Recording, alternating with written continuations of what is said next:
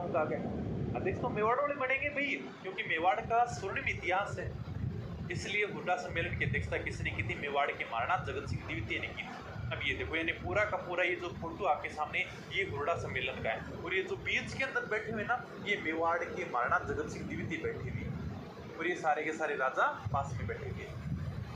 लेकिन कोई भी राजा किसी के नीचे काम नहीं करना चाहता था, इसलिए यह सम्मेलन क्या रहता है? असफल रहता है। अपने को ये ध्यान रखना, हुड्डा सम्मेलन कब हुआ था? 1734 हुआ था। ठीक है, योजना करता, इसकी योजना किसने बनाई थी कि ऐसा सम्मेलन होना चाहिए? ये योजना बनाई थी शिवाजी जय सिंह ने, क्योंकि चाणक्य जैसा दिमाग शिवाजी जय सिंह के अंदर था। उद्देश्य ये था कि जो भी मराठा आक्रमण कर रहे ना, उन मराठा के आक्रमण को रोकेंगे कैसे? एक रियासत तो रोक नहीं सकती क्या?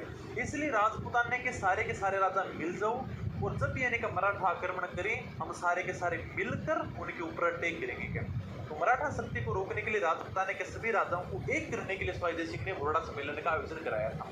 इसमें अध्यक्ष किसको बनाया था? यानी कि मेवाड़ के महाराणा इसके अध्यक्ष बनेंगे। कौन बनेंगे सर? अपने जगत सिंह द्वितीय इसके अध्यक्ष बनाए जाएंगे। ठीक है, लेकिन यह सम्मेलन असफल रहता है, क्योंकि कोई भी राजा एक दूसरे के नीचे काम है नहीं करना चाहता था। बोले हम तो स्वतंत्र भी, हम क्यों मेवाड़ के महाराणा के नीचे आएंगे? हम शिवाजी जय सिंह की बात क्यों मानने का? इसलिए ये सम्मेलन ज्यादा नहीं चलता।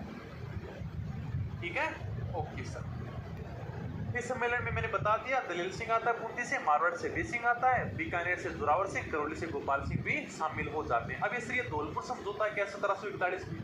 अब यानी कि मराठी इतने शक्तिशाली हो गए थे कि एक बार तो बाजीराव प्रथम है, वो सिर्फ यानी कि 500 घुड़सवारों के साथ दिल्ली को घेर लेता है। सिर्फ यानी कि 500 घुड़सवार लेकर जाता है और दिल्ली को घेर लेता है।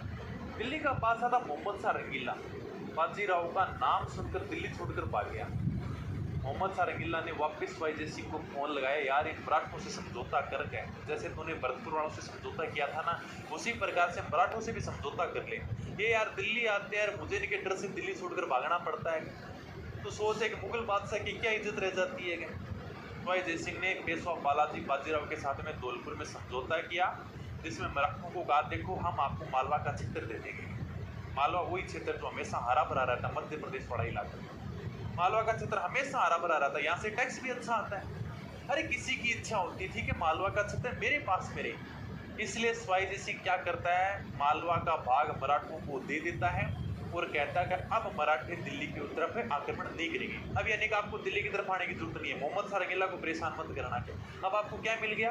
अब आपको मालवा मिल गया, अब आप आराम से यहाँ पर बैठोगे।